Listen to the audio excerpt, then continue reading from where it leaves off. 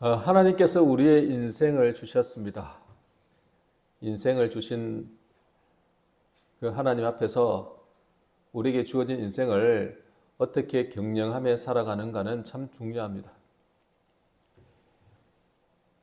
이 컵이 삐딱하게 있을 때 물을 갖다 부으면 물은 담지 못하고 흘러버릴 것입니다. 물이 컵이 엎어져 있는데 물을 갖다 부을 수가 없습니다. 컵이 똑바로 서 있을 때 물을 갖다 부을 수 있거든요. 똑같습니다. 우리의 믿음도 마찬가지입니다. 바른 자세에 있을 때 믿음이 부어지는 겁니다. 우리가 믿음은 성경 공부해서 얻지 않습니다.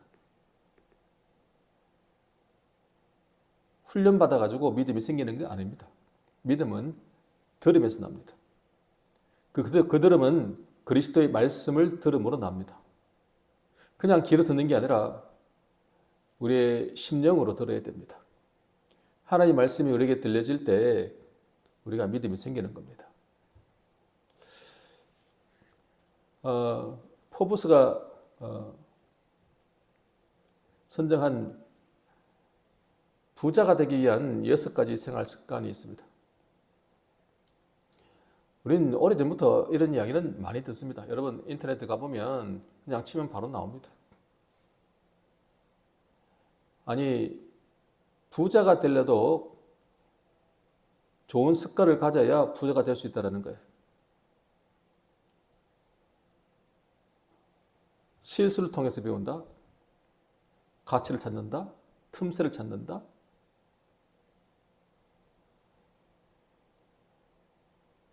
쓸데없는 비용은 쓰지 않는다.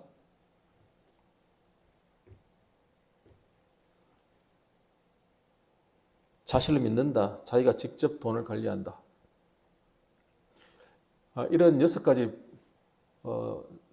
원칙이 있다는 거예요. 그런 습관을 가진 사람들이 부자로 성공한다는 거예요. 하물며 부자도 그렇게 물질적 부자도 이런 습관을 가진 사람들이 부자가 된다는 건데, 영적 부자, 믿음의 부자는 어떻게 생겨지냐고요?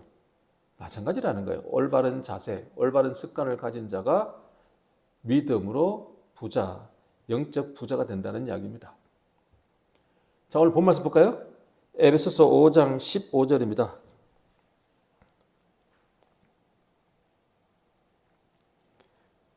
같이 읽어볼까요? 그런즉 너희가 어떻게 행할지를 자세히 주의하여 지혜 없는 자 같이 하지 말고 오직 지혜 있는 자 같이 하여. 아멘. 어떻게 행할지를 어떻게 하라? 자세히 주의해라.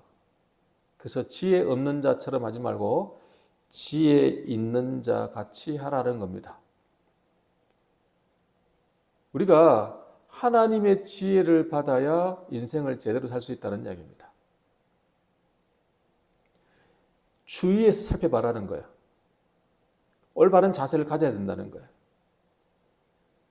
오늘 우리 주시는 말씀입니다.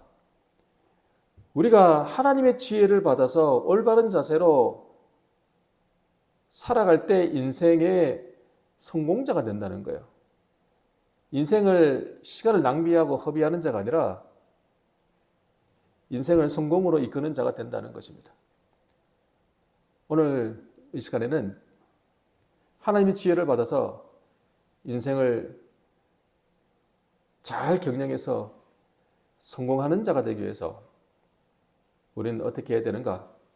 오늘 본 말씀 중심으로 해서 우리 주시는 하나님의 메시지를 듣기를 원합니다. 첫 번째입니다. 때가 악함으로 세월을 아껴야 합니다. 한번 따라합시다. 때가 악함으로 세월을 아껴야 합니다. 자, 5장 16절입니다. 우리 같이 읽겠습니다. 세월을 아끼라. 때가 악하니라. 아멘. 여기에서 세월이란 단어는 일반적인 시간을 말하는 크로노스가 아닙니다. 헬라 크로노스라는 단어는 일반적인 시간을 말하는데, 오늘 여기서 말하는 세월이라는 말은 헬라어로 카이로스로서 이것은 하나님께서 계획하시고 작정하신 어떤 특별한 시간을 말하는 겁니다. 그러니까 하나님이 역사하시고 하나님께서 개입하시고 하나님이 간섭하시고 하나님이 주시는 시간, 그냥 흘러가는 크로노스가 아니라 하나님 주시는 어떤 시간을 말합니다. 특별한 시간을 말하는 거죠. 그 시간을 아껴라 이렇게 합니다. 아껴라는 엑사고라죠. 이 헬라어, 미안합니다. 헬라 써서 이 단어는 어떤 단어냐 그러니까 몸값을 주고 다시 되사는 속량, 예수님께서 자신의 몸을 내어주시고 우리의 죄인된 우리들을 사셨잖아요. 자신의 피로 우리를 사셨다 할 때 그 속량, 구속이라는 단어입니다. 물고기를 잡아 올릴 때 탁 낚아채서 건져 올린다는 뜻입니다. 구출한다는 뜻입니다. 구원한다는 뜻입니다. 그러니까 이걸 좀 다시 재해석을 한다면 이렇게 볼 수 있습니다. 하나님이 우리에게 주신 시간, 하나님 주신 우리에게 주신 기회를 어떻게 하라? 속량하라, 구원하라는 이야기입니다. 왜요? 때가 악하니까. 여기서 때라는 단어는 우리가 하루라고 하는 날 있잖아, 날이라는 이 헬라가 헤메라는데 그의 복수형입니다. 날들, 이걸 한 시대로 말합니다. 이 시대가 악하니까 우리가 사는 이 시대가 악한 거예요. 사단이 가만히 내버려 두지를 않아요. 틈만 나면 공격하고 틈만 나면 좌절시키고 틈만 나면 시간을 빼앗아 간다고요. 그래서 어떻게 하라? 시간을 구원하라는 겁니다. 우리에게 주어진 시간, 하나님 우리에게 주신 이 시간을 그냥 흘려보내가지고 낭비하지 말고 그걸 구원하라는 거예요. 우리는요, 우리의 영혼을 구원받고 우리 몸이 구원받는 걸로 끝나서는 안 된다는 거예요. 우리 시간까지도 구원받아야 된다는 얘기예요.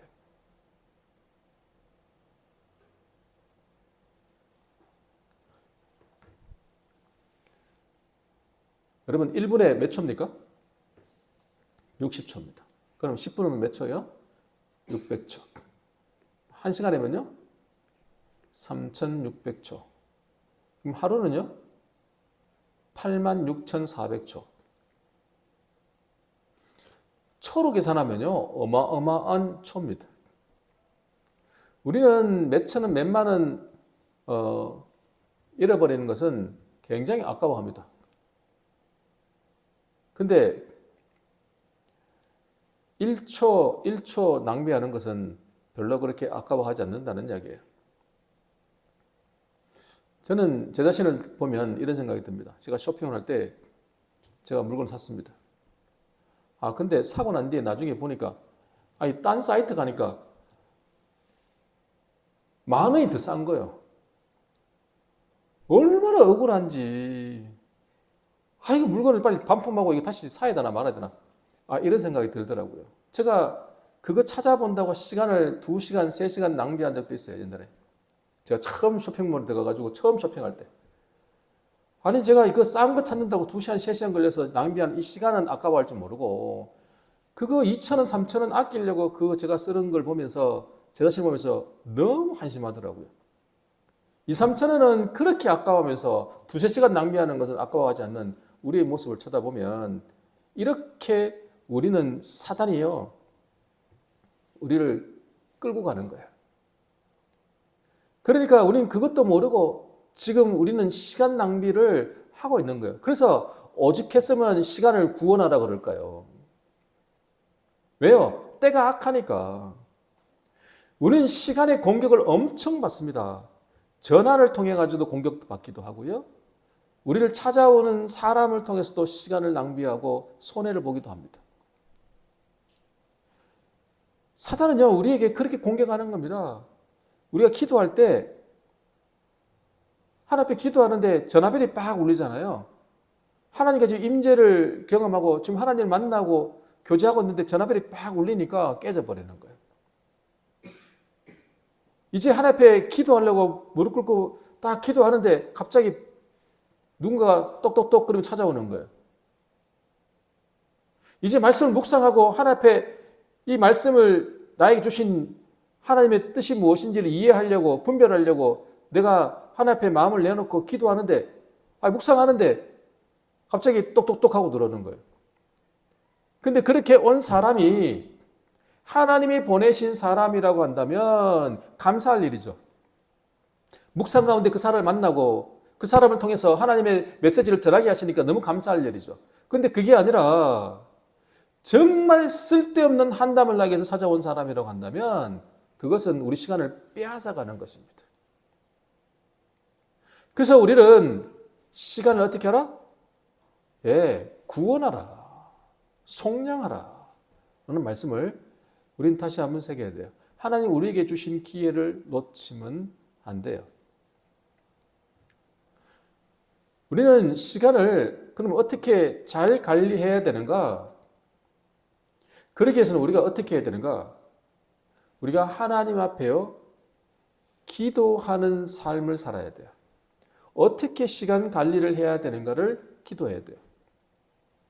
목회자도요, 아침에 너무 바빠가지고 묵상도 제대로 못하고 기도도 제대로 하지 못하고 하루를 시작하면 그 하루가 성공하지 못하고 실패하는 것을 많이 느껴요. 똑같습니다, 여러분. 우리가 하나님 앞에 기도하고 묵상하고 하루를 시작하는 것과 그렇지 않는 것은 차이가 많다라는 거예요. 특히 바쁠수록 하나님 앞에 기도를 해야 된다는 거예요. 시간 활용을 위해서 효율적으로 해야 할 일과 하지 말아야 될 일을 구분하기 위해서 하나님 구별할 지혜를 달라고 기도해야 된다는 거예요. 하나님 앞에 물어봐야 된다는 거예요. 우리는요, 영적 전쟁터에 살고 있습니다. 우리 삶은 영적 전쟁터입니다. 근데 알아야 될 것이요, 영적 전쟁터는 분명한데 예수님께서 십자가에 죽으시고 부활하면서요, 사단을 패배시키시고 승리하셨다고요. 그리고 사단에 따르는 악한 영들에 대해서 이미 주님은 승리하셨다고요. 이미 전쟁에서는 이미 승리를 하셨고요. 승리하신 전쟁을 우리에게 남은 싸움을 하라고 말씀하시는 겁니다. 우리가 싸우는 싸움은 전쟁이 아닙니다. 이미 주님은 다 승리해 놓으셨고요. 승리해 놓으신 이 전쟁터에서 우리에게 씨름을 하라, 싸움을 하라 그래요. 어떻게? 너는 이미 이긴 자다. 그러므로 승리하신 예수 그리스도와 함께 너희들은 씨름해야 된다. 싸워야 된다. 그 싸움은 이미 주님이 승리하셨기 때문에 너희들이 지배해야 된다. 하나님은요, 첫째 날 빛을 창조하시고 함께 밤과 낮 시간을 창조하셨습니다. 빛을 창조함과 동시에 시간을 창조했다고요. 그래서 여섯째 날 사람을 창조하시고 그 사람에게 어떤 복을 주셨냐니까 생육하고 번성하고 땅에 충만하고 땅을 정복하고 모든 생물을 다스리라. 하나님께서는요, 모든 세계를 다스리는 권세를 사람에게 주었다고요. 그 다스림 안에는요, 시간도 포함되어 있다고요. 시간도 다스려야 돼요. 근데 사람이 타락하고 난 뒤에 이제는 시간을 다스리는 게 아니라 시간이 사람을 섬겨야 되는데 시간이 사람을 섬기는 게 아니라 사람이 시간을 섬기고 사람이 시간을 쫓아다니는 신세가 되어버렸어요. 그러니까 시간에 쫓겨 사는 자가 되어버렸다고요. 우리 너무 바쁘죠? 바쁘다 보니까 시간에 쫓겨 살잖아요. 애 2명, 3명만 나와요. 정신이 없어요. 시간에 쫓겨 살아요. 일하며 살면 쫓겨 살아요. 그러다 보니까 우리가 시간을 지배하는 게 아니라 시간에 지배당해버리는 거죠. 이거는요, 영적 세계라는 거예요, 여러분. 시간의 문제는요, 영적 문제라는 거예요. 그래서 어떻게 하라? 구원하라라고 말하는 거예요.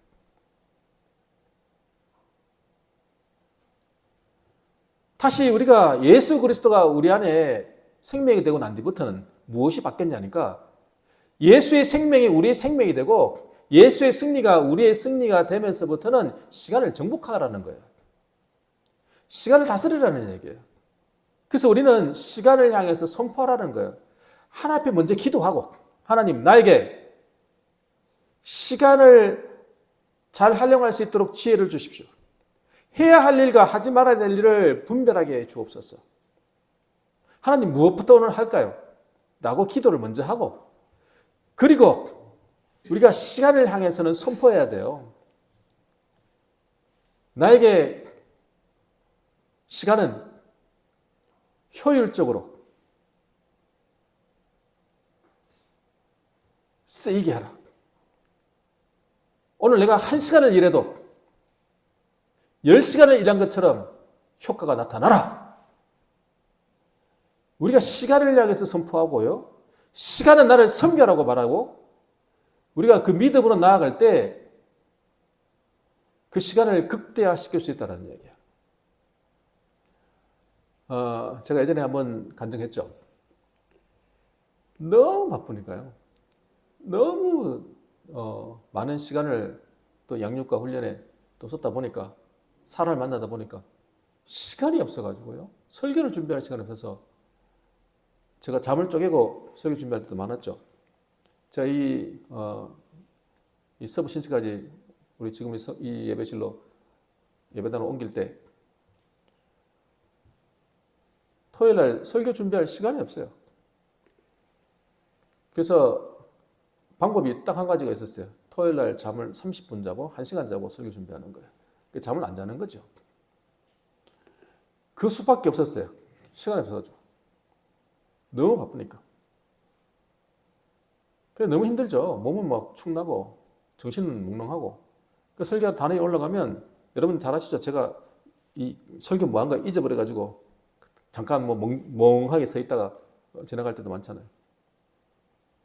잠을 못 자는 거예요. 근데 이 짧은 시간에 설교를 준비를 해야 되는데 방법이 없잖아요.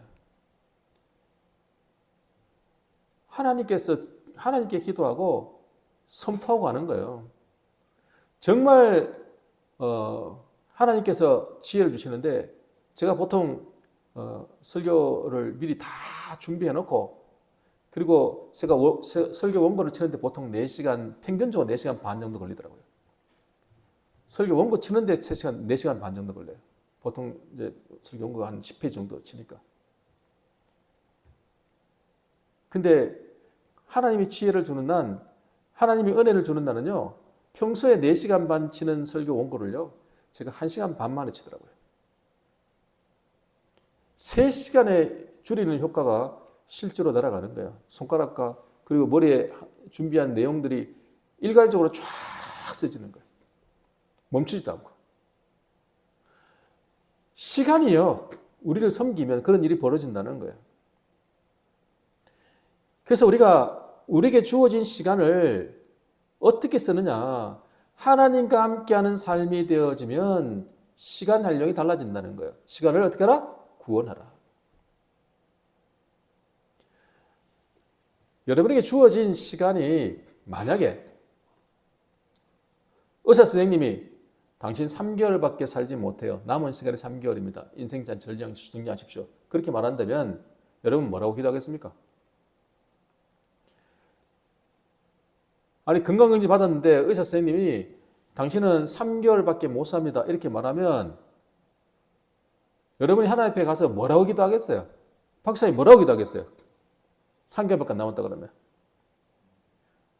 네? 시간 더 달라고 기도해요. 살려달라고 그렇죠. 하나님 살려주세요. 3개월은 안 됩니다. 좀 더 살려주세요. 제발 좀 살려주세요. 아니면 시간 좀 늘려주세요. 3개월보다 3년이라 좀 늘려주세요. 대부분 그렇게 기도할 겁니다. 근데 하나님이 정해놔버렸어요. 그럼 어떡합니까? 정해진 것은 정해진 대로 살아야 되는데 그럼 어떻게 사는 거예요? 아니 바뀌어주지 않는다. 하나님이 살려주지 않고 더 길게 하지 않으면 어떻게 해야 됩니까? 3개월을 30년처럼 살아야 되지 않겠습니까? 효과적으로 살아야죠. 그 남은 이 3개월을 어떻게 쓰겠습니까? 3개월을 하루 종일 잠만 자겠습니까? 아까워서 어떻게 잡니까? 그때 그 순간부터 그 시각부터 이렇게 살아야겠다고 정리를 하지 않겠어요? 하나님께 어떻게 이 3개월 동안 제가 살아야 되겠습니까? 가자. 하나님 원하시는 가치 있는 일이 뭡니까? 내가 그거부터 하기를 원합니다. 이렇게 바뀌지 않겠어요? 그런 삶을 살라라는 얘기예요. 여러분, 아브라함이 왜 75세에 부르심 받은지 아십니까? 창세기 12장에 아브라함을 부르실 때 그 부르신 장소가 어딥니까? 하란입니다.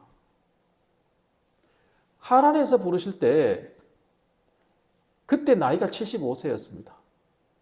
근데 우리 성경을 통해서 보면은 아브라함은요, 처음 부르심 받은 곳이 하란이 아닙니다. 그의 고향은 어디입니까? 갈대아 우르입니다. 갈대아 우르에서 부름 받았습니다. 그러면 원래 처음 부름 받았던 갈대아 우르의 나이를 써야 되지 않습니까? 근데 갈대아 우르에서 부름 받은 나이를 하나님은 쓰지 않습니다. 언제 씁니까? 하란에 와서 멈췄습니다. 원래는 가나안 땅 가려고 갈대아 우르에서 출발했습니다. 갈대아 우르에서 부름받아서 출발해서 가려고 했던 목적지가 어디냐니까 가나안 땅이었습니다. 근데 가나안 땅 도착하지 않고 하란에 멈춰버렸습니다. 아브라함에게 다시 나타나셔서 말씀하신 겁니다. 떠나라. 네 고향, 본토, 친척, 아버지 집을 떠나라. 그때 순종하고 출발하고 떠났을 때 그때 나이를 쓰는 겁니다. 하나님은요, 우리의 영적 나이를 언제 시작하냐니까 하나님과 교통이 시작될 때 하나님의 말씀에 순종한 그때부터 나이를 시작하는 거예요. 우리가 신앙생활 20년 했다고 영적 나이가 20살이라고 하지 않는다는 얘기예요. 성경에서 가인의 후손들은요, 나이를 쓰지 않습니다. 근데 셋의 후손들은 나이를 다 기록합니다. 하나님 앞에 의미 없는 삶을 사는 사람들은 나이를 쓰지 않습니다. 0살입니다. 하나님과 교통하며 하나님과 함께하는 시간을 살았던 사람에게 하나님은 나이를 쓰신다는 거예요. 여러분 히스기야 아시죠? 히스기야가 이사야 선지자를 통해 가지고 너 이제 죽는다. 정리해라. 그 말을 듣고 우리 박사님 말대로 벽을 보면서 막 울었습니다. 기도했습니다. 하나님 살려달라고. 하나님 살려주세요. 살려주세요. 막 울었어요. 그랬더니 이사야 선지자가 가다가 다시 돌아옵니다. 하나님이 다시 보냅니다. 너 15년 더 산다. 15년 연사를 더 줬습니다. 히스기야가 그 말을 어떻게 믿냐는 겁니다. 내가 믿어야 되겠는데 믿을 증거를 줘라고. 그래서 무슨 증거 좀 좋겠냐. 해 그림자가 10도 앞으로 가는 것은 쉽다 이 말이에요. 근데 뒤로 가는 것은 어렵다. 불가능하죠. 어떻게 시간이 거꾸로 갑니까? 여러분 시간이 흘러간 시간이 되돌아옵니까? 안 되돌아옵니다. 그냥 갑니다. 돌아오지 않습니다. 근데 히스기야는 말도 안 되는 소리를 하는 겁니다. 시간을 되돌려 달라는 거예요. 10도를 되돌리라는 거예요. 시간을 거꾸로 흐르게 하라는 거예요. 이 정도 돼야 하나님이 하신다고 내가 믿지 않겠어요? 야, 이게 말도 안 되는 이야기를 하는데 하나님은 그대로 행하셨습니다. 정말로 해 그림자를 뒤로 거꾸로 돌렸습니다. 하나님은요, 시간을 어떻게 해요? 거꾸로 되돌리기도 하시는 분이십니다. 시간은 되돌릴 수가 없는 거잖아요, 원래. 하나님은 하신다는 거예요. 왜 그게 가능하냐? 하나님은요, 영원하신 분입니다. 영생, 영원한 생명. 하나님은 영원이십니다. 하나님의 시간은요, 영원이에요. 영원이라고요. 시작도 끝도 없다고요. 그러니까 하나라는 말이에요. 하나님이 볼 때는요, 시간을 거꾸로 가든 앞으로 가든 하나님 안에서는 다 어떻게 되는 거예요? 다 같은 거예요. 딱 맞닿아 있는 거예요. 우리가 시간이 너무 없어요. 이 너무 없는 시간을 영원하신 하나님 앞에 시간을 내어놓고 살면 3개월도 30년처럼 살 수 있습니다. 할렐루야! 우리에게 주어진 시간, 이 시간을 구원하는 삶을 살아가시기를 간절히 축원합니다. 마지막 두 번째입니다. 성령으로 충만함을 받아야 합니다. 한번 따라합시다. 성령으로 충만함을 받아야 합니다.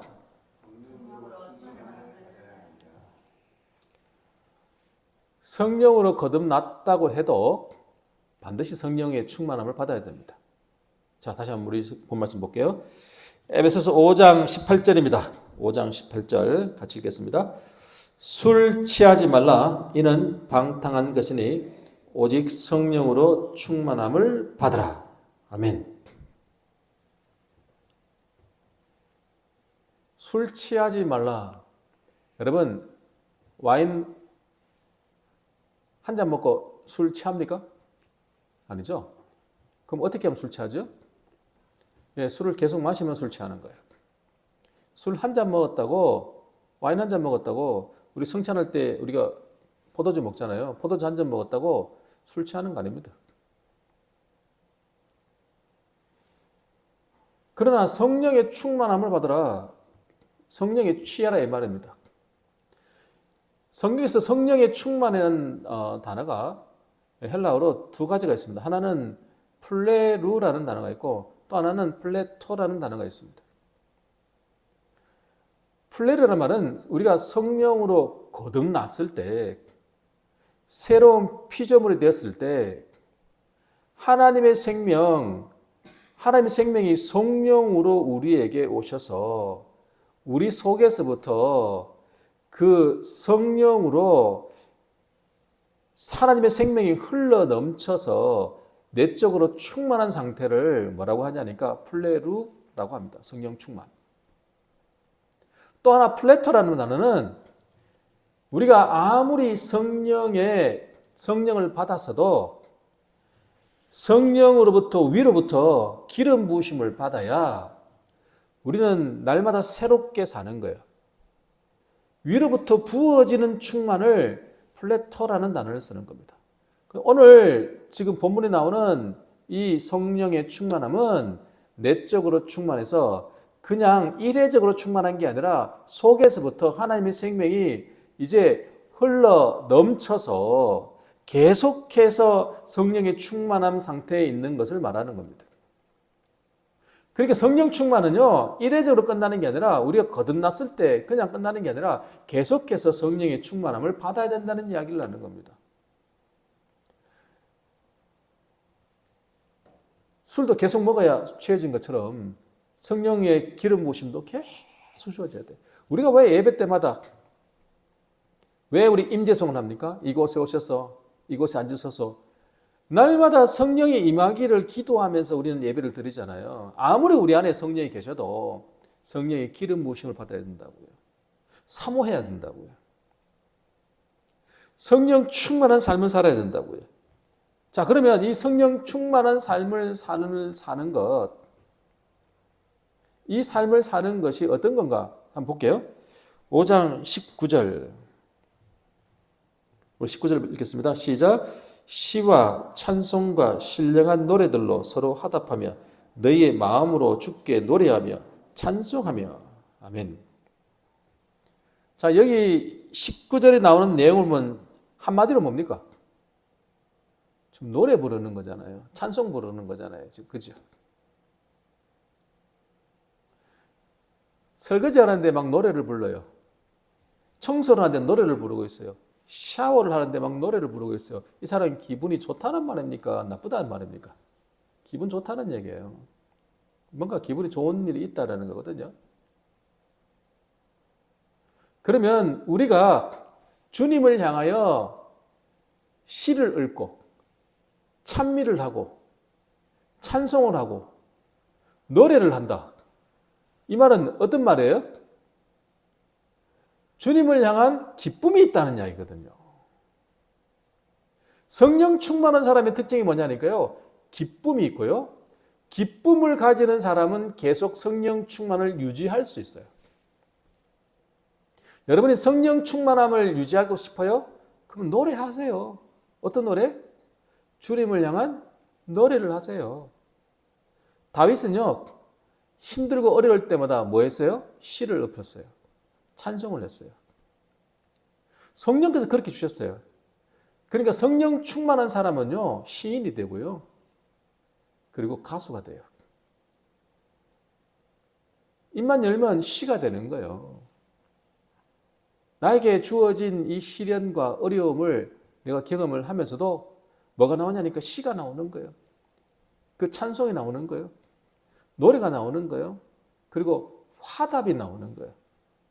그냥 혼자만 하는 게 아니라 주고받고가 되는 거예요.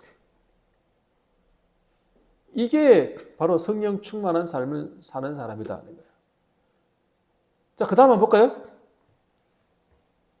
20절요. 20절 같이 읽을게요. 범사의 우리 주 예수 그리스도의 이름으로 항상 아버지 하나님께 감사하며. 자, 성령 충만한 유지의 비결이 뭐예요? 감사합니다. 감사. 감사하는 거라는 거예요. 자, 제가 성경 하나 읽어드릴게요. 빌립보서 4장 6절입니다. 4장 6절. 아무것도 염려하지 말고 다만 모든 일에 기도와 간구로 너희 구할 것을 감사함으로 하나님께 아뢰라. 자, 염려하지 말라 앞에다가 뭐라 붙였어요? 아무것도입니다. 아무것도 염려하지 말라는 거예요. 이 말은 아예 염려 자체를 하지 말라는 거예요. 우리는 기도는 하는데 염려까지 안 하지는 않잖아요. 기도하는 건 해요. 힘든 일이 생겨 고난이 오고 시련이 다가올 때 기도는 하지만, 간구는 하지만 염려도 하는 거예요, 문제는. 그러니까 염려 자체를 하지 말라는 거예요. 그리고 항상 하나님께 어떻게 하라? 감사해라. 염려는 없애버리고 감사만 하라는 거예요. 자, 물어보겠습니다. 여러분, 염려하는 거 쉬워요? 염려 안 하는 거 쉬워요? 어려워요? 염려를 아예 안 하는 거 쉬워요? 어려워요? 어렵습니다. 자, 그러면 다시 물어볼게요. 여러분, 감사하는 것은 쉬워요? 어려워요? 그나마 쉬워요. 우리가요, 보면 입에 발려 있어요. 막 고난이 오고 막 힘든 게 와요. 그래도 하나님 감사합니다. 이걸 통해서 저에게 주신 뜻이 있겠지요. 감사합니다. 말은 하는데, 말은 감사합니다 하는데 속에서는 감사가 돼요? 걱정거리가 막 있고 염려거리가 막 있잖아요. 막 그게 우리 마음이라고요. 속에서는 염려가 되고 말로는 감사를 하고 있다고요. 그래서 이야기하는 겁니다. 이걸 알고 아예 염려하지 말라. 그리고 항상 하나님께 감사해라. 왜 그러냐면 때가 악하기 때문에 그래요. 시대가 악하니까요. 우리가 시대에 찌들려 살면요. 불만에 찌들려 살아요. 이 세상은요. 불평과 불만이 가득 찬 세상이에요. 저는 이때까지 살면서요. 올해 경기가 좋다는 말을 들어본 적이 없습니다. 평생을 들어본 적이 없습니다. 매번 경기가 나쁘대. 근데 시간 지나보면 그 예전에는 좋았는데 요즘은 나쁘대. 그럼 그때 예전에 좋았던 그때도 맨날 나쁘다 그랬어. 항상 불만이. 우리 정부가 뭐 잘한다. 난 들어본 적이 없습니다. 지나고 나서는 뭐 노무현 대통령이 참 좋았네 마네 이야기하지만 옛날에 노무현 대통령 할 때요 지지율 꼴찌였어요. 막 완전히 바닥이었어요. 뭐 저런 인간이 다닌다 그러고 욕하고 그랬어요. 대통령 깜이 아니다 그러고 그랬다고요. 근데 지금은 뭐 다 좋대요 다. 세상은요 불만에 찌들려 산다고요. 항상 그렇게 산다고요. 이게 왜 그러냐니까 세상이라는 게 그래요. 찌들려 살면요 우리도 나도 모르게 불평에 찌들려 살고요 감사가 사라져 버려요. 성령이 충만하면 우리에게 나타나는 현상이 뭐라고요? 시와 노래와 찬송이 나고요. 뭐가 나요? 또 감사가 나오는 거예요. 그 뭐가 사라져요? 염려가 사라져 버리는 거예요. 그렇게 살면 계속해서 성령의 충만함을 유지한다는 거야. 마지막 결정적으로 21절입니다. 5장 21절입니다. 우리 같이 읽겠습니다. 그리스도를 경외함으로 피차 복종하라. 아멘. 피차 복종하라. 그리스도를 경외함으로 피차 복종하라. 이 복종이라는 단어는 지난번에 우리 말씀 나눴어요. 복종의 의미는 어떤 게 있다고요? 자세라고요. 공경의 자세. 내가 종속되어져서 섬기는 존중의 의미가 있어요. 그러니까 그리스도를 경외하는 것처럼 서로 경외해야 된다고요. 복종이라는 의미는 존중, 공경의 의미가 들어있다고요. 그리스도를 경외하는 것처럼 서로 경외해야 된다는 거예요. 서로 공경해야 된다는 거예요. 서로 존중해야 된다는 거예요.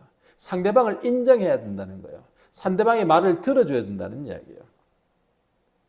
성령 충만이 가장 잘 유지되기 위해서는 무엇이 필요하냐니까 교회 공동체가 필요한 거예요. 사람은 개인적 영성은 어느 정도 깊이 있게 채워지긴 쉬워도 그걸로는 성령 충만함을 유지하기가 어렵다는 거예요. 실제로 성령의 충만함을 유지하기 위해서는 교회 공동체 안에서 서로 복종하는 게 나타나야 된다는 거예요. 혼자 신앙생활은 쉬워요. 그래서 대부분 사람들이 서로 안 부딪히고 서로 간섭받지 않기 위해서 어떤 교회 가요? 큰 교회 가는 거예요.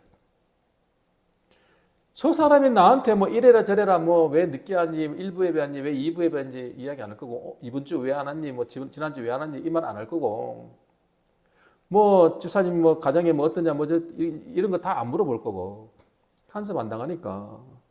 내가 오늘 머리 못 감아가지고 모자 쓰고 와도 뭐 왜 모자 쓰고 왔냐 말 안 할 거고, 신경 안 쓰이니까 그냥 그렇게 사는 거잖아요. 우리가 그게 좋은 거예요. 그래서 개인적으로 사는 게 좋거든요. 간섭받지 않잖아요. 내가 뭘 어떻게 살든 뭐 무상한 있어요. 근데요, 우리가 성령의 충만함을 유지하는 아주 중요한 게 뭐냐 그러니까 혼자가 아니라 서로여야 된다는 거예요. 서로라는 이 공동체가 어디에서 이루어집니까? 교회입니다, 여러분. 교회에 우리가 몸된 지체로 살지 않으면 성령 충만을 유지하기가 어렵습니다. 혼자 기도하는 거 한계가 있습니다, 여러분. 혼자서 하나님 앞에 물어보는 거, 묵상하는 것, 그걸로는 안 됩니다, 여러분. 그걸로 성령 충만함을 내가 온전히 유지하기가 어렵다라는 거예요. 자, 말씀 정리할게요. 우리는 시험이 다가오잖아요. 시련이 오잖아요. 그거를 감사하라는 게 아닙니다, 여러분. 아니, 시련이 다가온 것이 뭐 감사합니까? 아니, 지금 나한테 엄청난 사단의 공격이 있는데 그게 무엇이 감사할 일입니까? 그게 감사한 게 아니고, 그런 시련과 그런 고난을 받음에도 불구하고 내가 예수 그리스도 주님께서 나에게 주신 그 힘으로 이길 수 있게 하시니까 감사한 거고요. 그것 때문에 내가 낭망하지 않고 절망하지 않고 오늘도 주님을 붙잡고 있으니까 그게 감사한 거고요.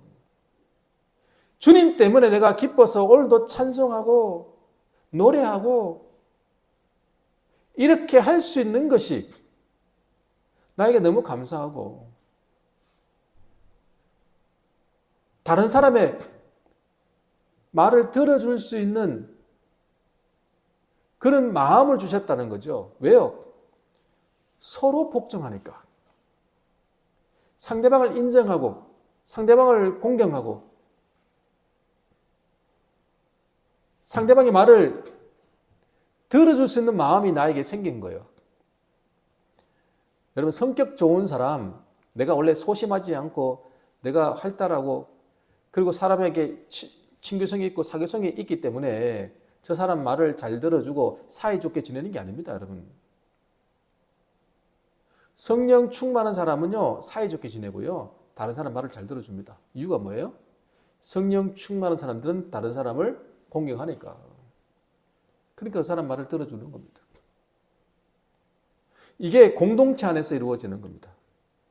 그럴 때 성령 충만한 삶을 사는 것이 인생을 제대로 사는 겁니다.